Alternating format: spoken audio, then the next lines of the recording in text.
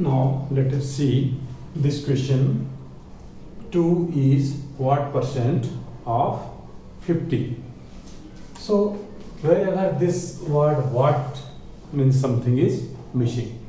So for that missing quantity, for that missing number, we'll use x. Generally we use x for unknown number. So we'll use here x. So let us see the solution here.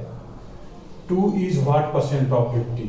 So 2 is equal to, as discussed, what means we have to write here x and we have to evaluate x. We have to find out the value of x. So 2 is equal to x percent of 50.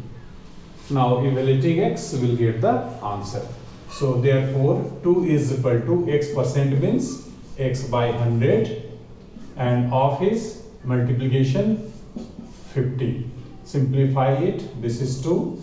So therefore by cross multiplication 2 into 2, that is 4. So therefore x is equal to 4. Very simple, very interesting. Okay.